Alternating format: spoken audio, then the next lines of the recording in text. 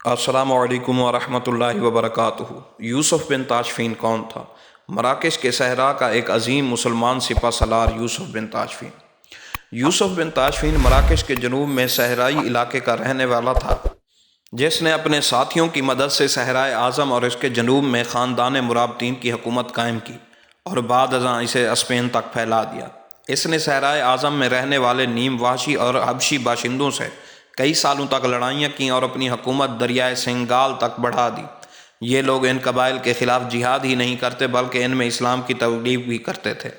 اس طرح انہوں نے بے شمار بربروں اور حبشیوں کو مسلمان بنایا۔ تبلیغ کا یہ کام یوسف کے چچا عبداللہ بن یاسین کی نگرانی میں ہوتا تھا۔ انہوں نے اس مقصد کے لیے دریائے سینیگال کے ایک جزیرے میں ایک خانقاہ بنائی ہوئی تھی۔ شروع میں یوسف بن تاشفین اس کام میں اپنے چچا کے ساتھ تھا، لیکن بعد میں یوسف شمال کی طرف آ گیا اور یہاں فاس اور دوسرے شہر فتح کر کے کوہ اطلس کے دامن میں واقع شہر مراکش کی بنیاد ڈالی۔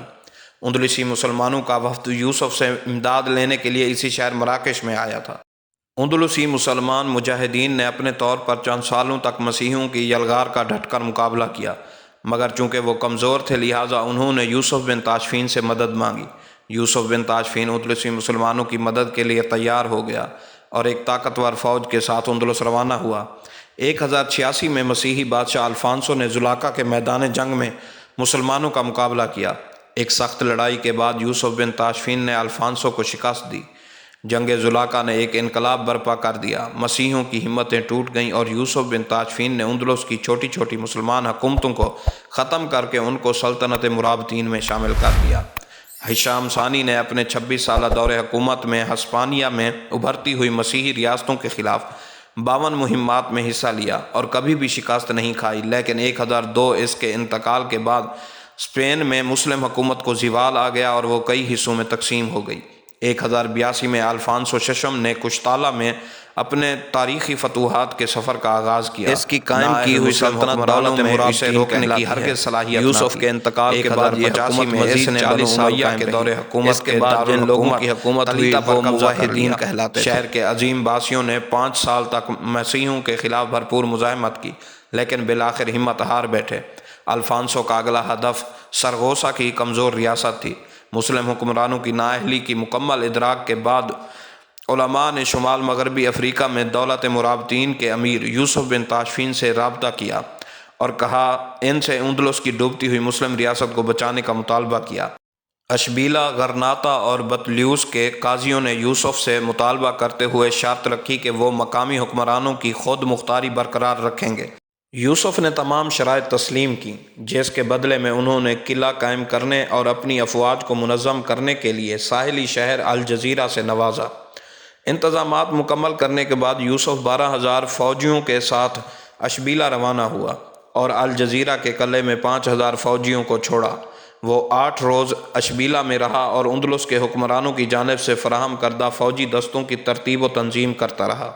کل 20,000 افواج کے ساتھ یوسف شمال کی جانب روانہ ہوا، جہاں اس کا ٹکراؤ زلاکا کے میدان میں الفانسو ششم سے ہوا۔ کشتالہ کے بادشاہ الفانسو ششم کو 80,000 شاہ سواروں، 10,000 پیادوں اور 30,000 کرائے کے عرب فوجیوں کی خدمات حاصل تھیں۔ 20,000 مسلم افواج میں شامل 12,000 بربر، 10,000 شہ سوار اور 2,000 پیادے بہترین جنگجو تھے، جبکہ مقامی 8,000 افواج شاہ سواروں اور پیادوں افراد پر مشتمل تھی۔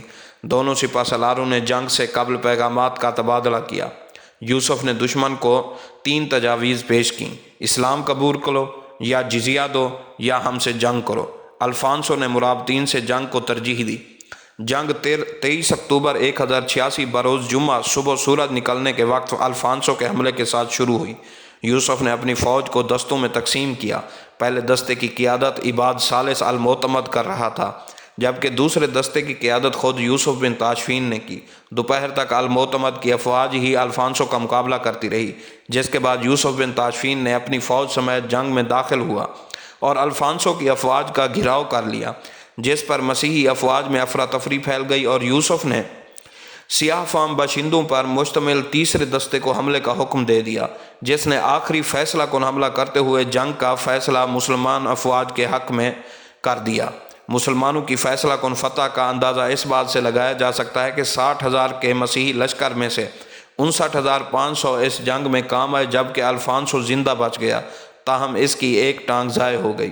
اس میدان جنگ کو زلاقہ کے نام سے پکارا جاتا ہے، جس کا مطلب ہے پھسلتا ہوا میدان، کیونکہ مارکے کے روز اس قدر خون بہا کہ افواج کو قدم جمانے میں مشکل ہونے لگی۔ اس تاریخی فتح کے نتیجے میں اگلے 300 سال تک اسپین میں مسلم حکومت موجود رہی، بصورت دیگر وہ 1492 کے بعد 1092 میں ختم ہو جاتی ہے۔ اس جنگ کو صلیبی جنگوں کے آغاز کی اہم ترین وجہ سمجھا جاتا ہے، کیونکہ اس میں شکست کے بعد مسیحیوں نے مسلمانوں کے خلاف وسیع پیمانے پر جارحیت کے سلسلے کا آغاز کیا۔ یوسف بن تاشفین نے 1061 سے 1107 تک حکومت کی۔ وہ بڑا نیک اور عادل حکمران تھا۔ اس کی زندگی بڑی سادہ تھی۔ تاریخ اسلام میں اس کی بڑی اہمیت ہے۔ صحرائے اعظم میں اسلام کی اشاعت اور اندلس میں مسیحی یلغار کو روکنا اس کے بہت بڑے کارنامے ہیں۔ شہر مراکش کی تعمیر بھی قابل فخر کارناموں میں شمار ہوتی ہے، کیونکہ اس طرح اس نے ایک نیم وحشی علاقے میں دارالحکومت قائم کر کے تہذیب اور علم کی بنیاد ڈالی۔ یوسف نے تقریباً 50 سال حکومت کی۔ اس کی قائم کی ہوئی سلطنت دولت مرابطین کہلاتی ہے۔ یوسف کے انتقال کے بعد یہ حکومت مزید 40 سال قائم رہی۔